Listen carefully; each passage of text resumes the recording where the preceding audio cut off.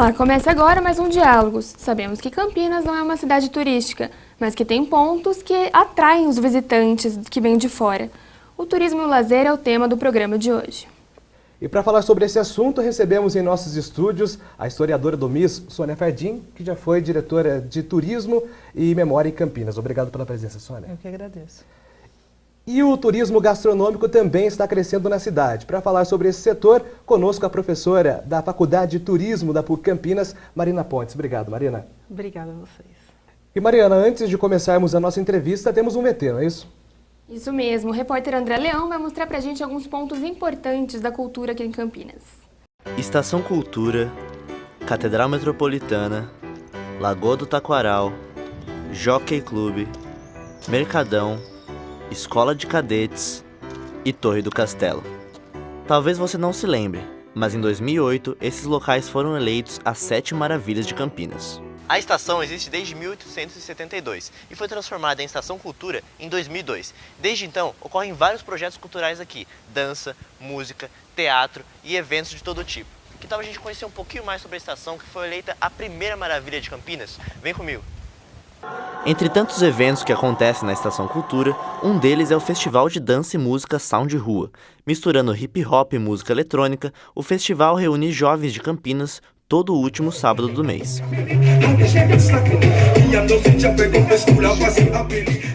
A estação ainda oferece espaço para grupos de teatro e dança ensaiarem próximas apresentações, como é o caso da companhia AP Teatral, que ensaia todos os sábados de manhã na estação. Acompanhamos um pouco do ensaio e conversamos com Gabriel, que apesar de gostar do espaço, não está satisfeito com o apoio da prefeitura em relação à cultura. A Estação Cultura, que a prefeitura cede para as pessoas fazerem as atividades artísticas, é um ótimo espaço. Agora, eu acho que é o único também. Eu acho que devia ter mais espaços artísticos que as pessoas pudessem fazer teatro, dança na cidade, em outros bairros, não só aqui na estação. A coordenadora da estação, Maria Cecília, relata a movimentação e as faixas etárias do público local. No ano passado, a gente teve aproximadamente 340 mil pessoas. A gente tem tanto programação para crianças, jovens, adultos e idosos. Aqui, onde passavam os antigos trilhos de trem, foram colocadas várias tábuas para as pessoas poderem usar como um centro cultural. Mas apesar das 260 mil pessoas que passam por ano por aqui, algumas tábuas não estão muito bem encaixadas, o que pode representar um perigo para a população. Além das tábuas soltas, a Estação Cultura ainda possui várias rachaduras em paredes, pichações, vidros quebrados, fios soltos e mais alguns perigos. Helena White, da ONG Minha Campinas, ressalta outros problemas da estação. A nossa avaliação é que essa última administração não fez uma boa administração da parte cultural, não valorizou o artista de Campinas como deveria, e a gente não vê assim tanta divulgação da parte turística. Apesar de não estar na lista das 7 maravilhas, o Centro de Convivência é considerado um espaço importante de cultura e lazer em Campinas, tendo em seu histórico muitas orquestras e peças de teatro. Infelizmente, a rotina aqui no Centro de Convivência não gira mais em torno de peças teatrais, espetáculos musicais e amostras culturais. Hoje em dia, com as paredes pichadas e o teatro abandonado, o que atrai o público aqui é a feira hippie. Passeamos pela feira e em poucos minutos encontramos feirantes e visitantes que compartilham da mesma opinião. Gostam da feira hippie, mas sentem falta de mais cultura na cidade. Quanto mais cultura, melhor, né? Quanto mais cultura, é bem melhor, né? Campinas está meio devasada de cultura, né? Nem podemos dizer a tristeza que não é ter esse teatro aqui, né? No centro de Campinas, um teatro que tínhamos a Orquestra Sinfônica, que a essa hora, em outros tempos, nós estaríamos ouvindo. Isso aí é uma situação que vem durante anos, né? Foi deixando. Agora a gente vive uma situação de um espaço bacana desse fechado.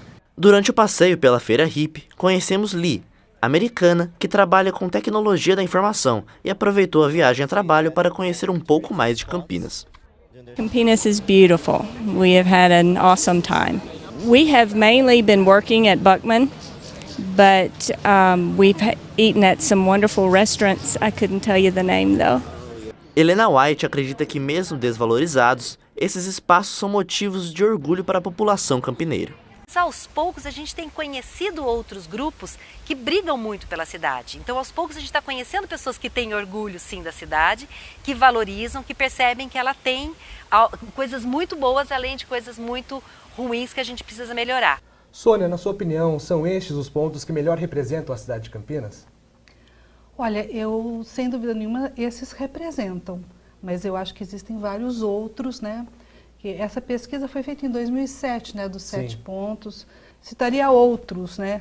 A Casa de Cultura Tainã, que é uma referência nacional e internacional de produção de cultura, né? Produção de cultura, de tecnologia, de manifestações diversas da cultura brasileira. Então, eu sinto falta de outros territórios da cultura que têm sido construídos em Campinas e que muitas vezes não são visibilizados. Marina, você como conhecedora do turismo local, teria algum outro patrimônio para eliminar ou acrescentar essa lista? Não, eliminar com certeza não, né? Acho que o que a gente precisa é cada vez mais buscar o desenvolvimento, o cuidado com eles, né? A manutenção desses locais, melhorar a segurança, iluminação, limpeza, porque isso aumenta as possibilidades de uso, atrai os visitantes, os moradores, e aí com isso eles se tornam locais cada vez mais fortes turisticamente, né? Bom, aproveitando também o assunto, a repórter Isabela Pedreira foi conferir aqueles pontos importantes, mas que foram esquecidos na cidade. Apesar da variedade turística em Campinas, alguns pontos permanecem esquecidos na cidade, embora tenham uma grande importância histórica. É o caso do Marco Zero, da Casa de Carlos Gomes e da original Ponte Preta, cujos significados hoje são desconhecidos pelos próprios campineiros. Localizado no Largo do Carmo, no centro da cidade, está o Marco Zero. Nem todo mundo imagina que aquele simples quadrilátero marca o surgimento da parte urbana da cidade. Além de ter sido o local de descanso dos tropeiros durante as viagens, indica o surgimento da primeira igreja matriz e das casas de comércio. A 2 minutos fica a antiga casa do maestro Carlos Gomes, principal compositor de ópera da história da música clássica brasileira. Mas nem todos que passam pela mesma rua sabem quem morou ali. A senhora sabe quem nasceu aqui nessa rua? Não. Não. Você sabe quem foi Carlos Gomes? Conheço só por nome, não sei quem é mesmo. Hoje, o local apresenta uma singela homenagem, uma placa indicando de que aqui foi seu lar por muito tempo. Não é o que acontece na Ponte Preta, que apesar de ser patrimônio histórico da cidade, está completamente descuidada. Ela recebeu esse nome depois de ser tratada com piche negro, para suportar o calor do trem a vapor que passava embaixo. Foi essa ponte aqui que deu origem ao nome do bairro e também ao tradicional time de futebol campineiro. Mas será que a população sabe a importância desse ponto? Você sabe por que a Ponte Preta chama Ponte Preta? Não. Não, nem imagino. Não sei. Sônia, as pessoas têm um problema de resgatar a memória cultural aqui em Campinas. Você acha, como ex-diretora de turismo da cidade, que é um problema de falta de incentivo ou falta de interesse? Eu acho que o nome disso é falta de política pública. Iniciativas das comunidades tem muitas, não só em Campinas, na região, no Brasil, poderia citar diversas aqui, né? O que falta é a contraparte das instituições públicas de oferecer as condições necessárias para visibilidade, para que as demais pessoas que vivem na cidade conheçam essas iniciativas, né? E aí eu acho que a gente fica muito em territórios já historicamente consolidados como de memória e não consegue perceber outros que estão se consolidando, que estão se construindo, né? Acho muito importante todos esses que foram citados aí pela matéria, e grande parte deles hoje também não estão devidamente tratados, devidamente instituídos como uma memória da cidade, né? Porque nessa perspectiva a gente não coloca uma memória em sobreposição à outra. Todas as memórias de todos os grupos sociais devem estar visibilizados, devem estar colocados ao acesso de toda a população, né? E quando eu falo política pública, a gente está falando de coisas muito básicas, que é a iluminação pública, que é a segurança, que é incentivo a essas ações, que é organizar um calendário de eventos que incorpore também essas manifestações culturais que vêm se construindo, né? Que está sempre aberto àquilo que a comunidade coloca como patrimônio e que está muito ligado hoje ao turismo, né? Eu sempre acho necessário frisar a Fazenda Roseira, porque no meu entendimento hoje, ela é um exemplo muito, muito importante dessa conexão entre turismo, memória e a própria comunidade se fazer autora da sua memória, né? E, sem dúvida nenhuma, no meu entendimento, é uma das comunidades hoje que não tem recebido do poder público devido tratamento. E o prédio da PUC Central, considerado um patrimônio histórico, deve começar a ser restaurado. Confira. A PUC Campinas iniciou uma campanha de financiamento coletivo para arrecadar recursos destinados ao restauro do prédio central, que até o ano passado era ocupado pela Faculdade de Direito. A universidade começou a funcionar no prédio em 1941. Antes disso, pertencia a Joaquim Policarpo Aranha, o Barão de Itapura. O restauro vai recuperar o estilo renascentista italiano e vai incluir o solar, as duas casas ao lado e o Pátio dos Leões. Serão necessários cerca de R$2 milhões para as obras emergenciais de recuperação. O objetivo é retirar os anexos posteriores e retomar a aparência original, finalizada em 1883. A campanha para arrecadar recursos começou em outubro e vai durar 5 meses. Segundo o site do projeto, o objetivo é transformar a construção em um espaço de lazer e cultura para toda a população. Professora Marina, você como professora da universidade, o que você tem a dizer sobre essa restauração? Você acha que é algo positivo? Com certeza é muito positivo, né? A gente tem uma estrutura muito importante e essa restauração é uma maneira de se perpetuar a memória de Campinas e de se estimular toda a estrutura arquitetônica, histórica e cultural que o solar representa, né? Então, com essa restauração, é fato que o solar poderia estar entre as 7 maravilhas e ele vai ganhar um destaque muito grande na cidade para a população e para os turistas, até pela proposta de uso que se tem dele, não só pelo significado arquitetônico e cultural. Bom, Júlia, a gente acabou de falar dos pontos culturais da cidade de Campinas, agora a gente vai falar das áreas verdes, as áreas de lazer da cidade. É isso mesmo, fui conferir a situação da Lagoa do Taquaral e também do Bosque do Jequitibás. Vamos acompanhar. A cidade de Campinas conta com 480 mil metros quadrados de área verde, distribuídos em bairros diferentes. Quando o assunto é arborização e lazer, 2 lugares ganham destaque, a Lagoa do Taquaral e o Bosque do Jequitibás. Quando se fala naquela corrida matinal para manter a forma física ou no futebol com os amigos, logo na cabeça do campineiro vem a Lagoa do Taquaral, o parque mais famoso da cidade. Entre atletas e famílias, passam por aqui mais de 40 mil pessoas por semana. E para os turistas, muitas opções de música, lazer, esporte e, é claro, muita natureza. Apesar dos problemas de segurança, principalmente no período da noite, a Lagoa do Taquaral segue sendo frequentada pelo seu público fiel. Eu gosto do verde, do ar, dos animais, de tudo aqui. É bem gostoso. Eu gosto bastante da pista aqui de areia, que é bom para não dar impacto no joelho. Eu gosto de correr aqui em volta, gosto das árvores, gosto dos animais que ficam livres, né? Para mim é isso que é bom na lagoa. Muito gostoso aqui e também, ultimamente, está bem seguro. Sempre tem viaturas passando em volta da lagoa, então isso também ajuda bastante. Mas para continuar proporcionando lazer, a segurança do Taquaral segue sofrendo ajustes. Para o diretor do Departamento de Parques e Jardins, é importante contar com o apoio da população para melhorar a qualidade da vigilância. Você já deve ter ouvido falar da expressão "vamos passear no bosque", muito comum entre as crianças. Aqui em Campinas, isso é sinônimo de um contato maior com a natureza ou a possibilidade de conhecer animais. Aqui no Bosque do Jequitibás é possível tudo isso. O grande problema é que para os turistas esse cenário fica um pouco escondido e muitas vezes abandonado.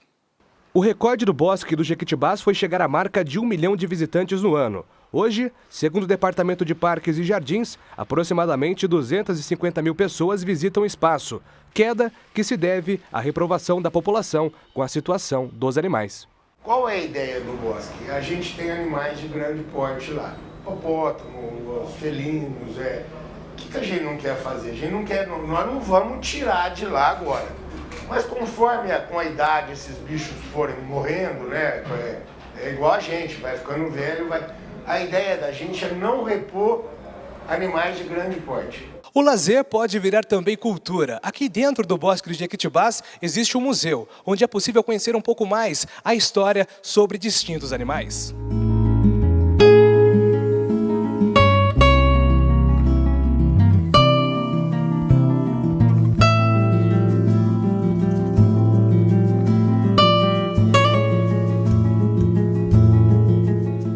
A bióloga responsável pelo museu destaca que um complexo que oferece lazer e cultura é raro de ser encontrado no Brasil. Esse complexo de bosque, zoológico, museu, aquário, é muito raro você encontrar no Brasil, porque é um parque que ele tem várias alternativas de lazer, de cultura, de educação ambiental, né, que oferece para um público tão importante como é o nosso de Campinas. A gente acaba não tendo nessa divulgação, porque é um espaço pequeno, não é um espaço tão grande, e as pessoas acabam também passando, né, e não tendo, acho, tanta divulgação. Mesmo com todos os prós e contras, essas áreas continuam sendo abraçadas pela comunidade. O Taquaral ainda é muito visitado, mas o Bosque de Jequitibás não tem esse mesmo interesse. Na sua opinião, Sônia, por que dessa situação? Olha, eu vou dizer uma coisa que talvez contrarie o que você está falando. Porque o bosque, lá dentro tem 2 museus, né? E um museu de história natural e um museu de serpentário, enfim, que é ligado também às ciências naturais. É um dos museus mais visitados dos museus municipais. O bosque ele é muito visitado por uma população muito contraditória, de certa forma, porque tem um entorno ali, tem aquela população que usa o bosque para as suas atividades físicas de lazer cotidiano, mas também tem muitas escolas e muita gente da periferia que ainda identifica no bosque um lugar para você ir, passar o seu domingo com o seu filho, toma um sorvete, você consegue se divertir com a família toda numa relação custo-benefício possível para os dias de hoje. Então ele tem público, né? Eu não tenho dados para comparar com o Taquaral, que sem dúvida nenhuma, ele também tem bastante público, mas eu não sei se dá para dizer que ele tem menos, né? Acho que são públicos diferentes. Professora, e você? Costuma ir nos parques da cidade? Como que é? Eu já frequentei mais, ultimamente eu tenho tido pouco tempo para frequentar os parques, mas com certeza o Taquaral é um local de fácil acesso, é um local que, para os moradores, ele proporciona esse lazer do dia a dia, né, a prática de esportes. Mas Campinas tem um volume de parques muito interessante. Quando eu recebo pessoas de fora, amigos ou alguém que vem conhecer a cidade, eu procuro levar, além do Taquaral, procuro levar em outros locais, porque, principalmente Souza Joaquim Egídio, a gente tem uma quantidade de parques muito interessante, muito mais completos para esse tipo de lazer, né? Até entrando nesse assunto Souza, Joaquim Egídio, vamos destacar agora no programa o turismo gastronômico, que vem crescendo também na região metropolitana. A gastronomia despontou em Campinas a partir dos restaurantes de Souzas e Joaquim Egídio, ampliou para o Cambuí, bairro tradicional da cidade, e já chega ao Guanabara, que inclui a região do Castelo. Fomos visitar esses lugares.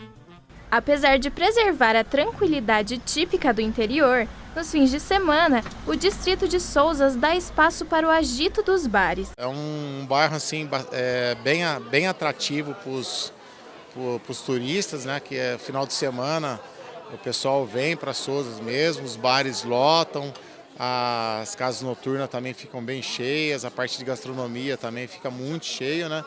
Devido a a variedade de comida que Souzas oferece. Apesar do fluxo de turistas movimentar a economia da cidade, a preocupação é com outro tipo de movimento, o das ruas. Aos finais de semana, a tranquilidade se transforma em trânsito. O problema é bem comum para quem passa por Souzas e Joaquim Egídio, que também preserva o cenário interiorano e os registros históricos do ciclo do café. O distrito de Joaquim Egídio é conhecido pela sua variedade gastronômica, desde restaurantes típicos de fazenda até os mais sofisticados. Aqui na rua Heitor Penteado se concentram os bares locais mais famosos. O Ricardo é proprietário de um restaurante em Joaquim Egídio. Nos finais de semana, mais da metade dos clientes que passam pelo estabelecimento dele são de outras cidades. Muita gente de Valinhos, a gente tem muito cliente de São Paulo que para eles 1 hora não é nada. Ele às vezes ele fala, 1 hora às vezes eu vou para um restaurante de São Paulo. Então ele vem para cá, que ele está aqui numa proposta totalmente diferente, que ele não vai achar lá.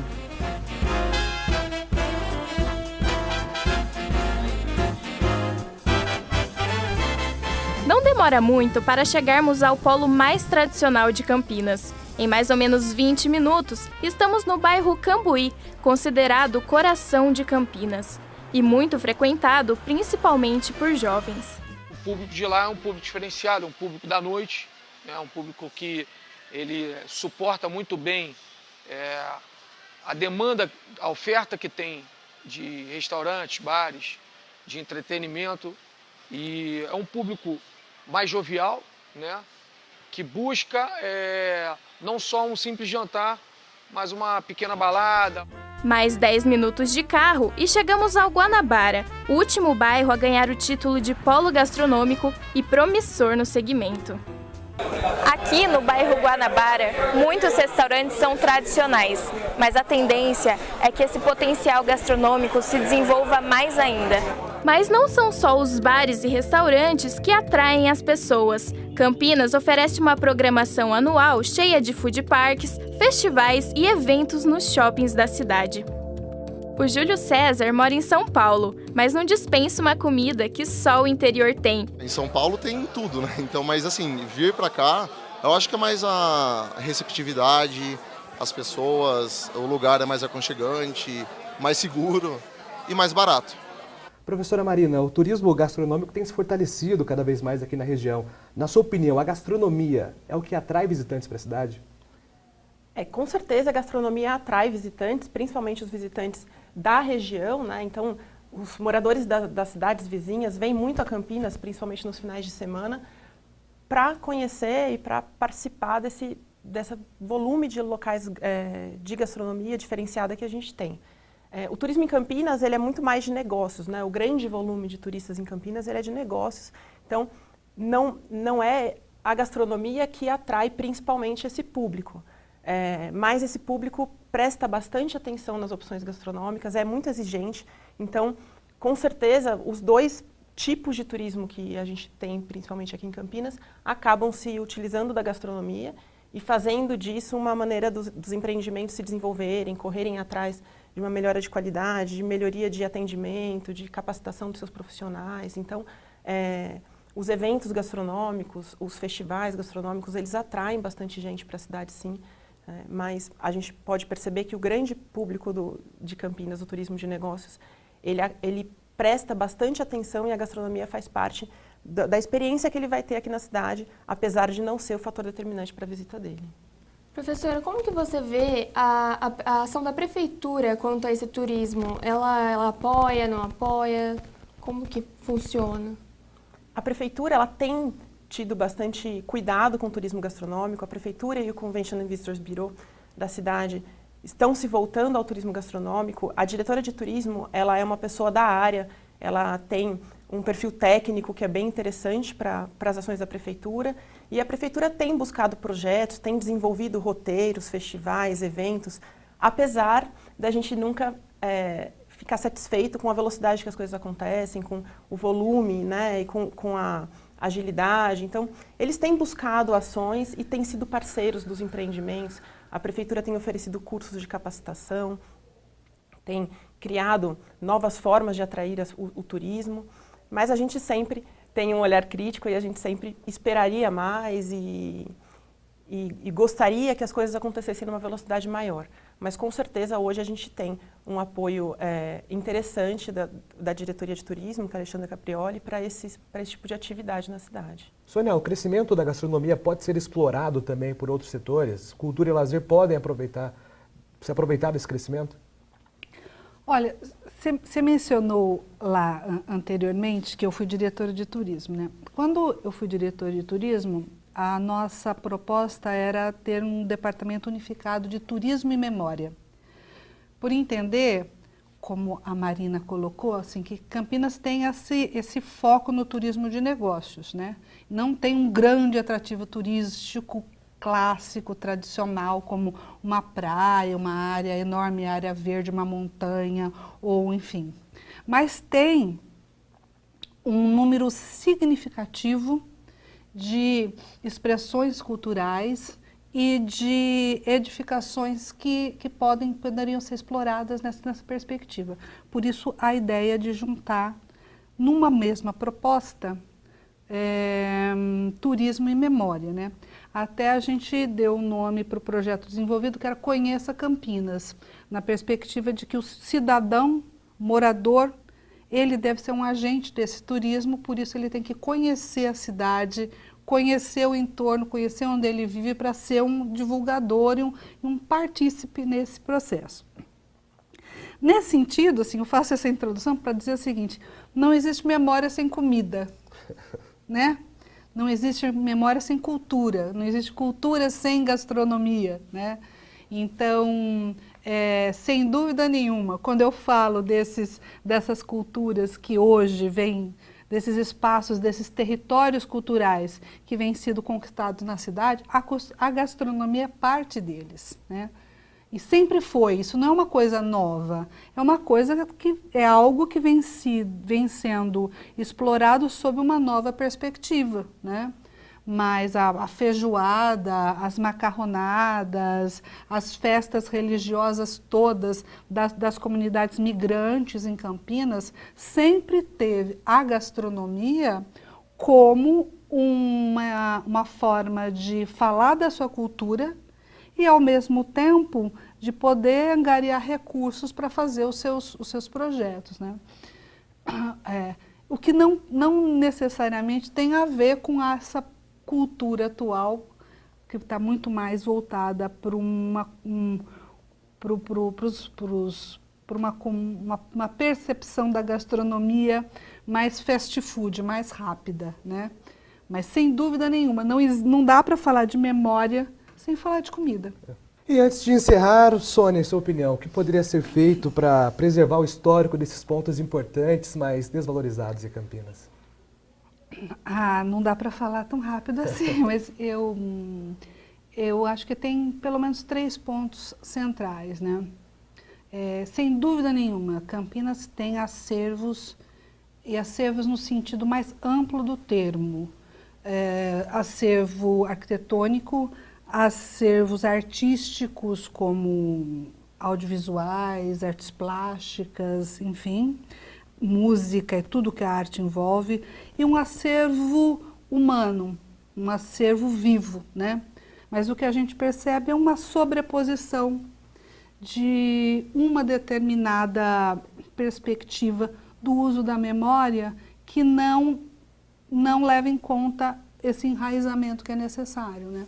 Por um lado, e um outro aspecto é o básico, que é ter boa iluminação pública, ter principalmente uma política que prevaleça a rua como um direito das pessoas, né? Carnaval de rua em Campinas é extremamente necessário.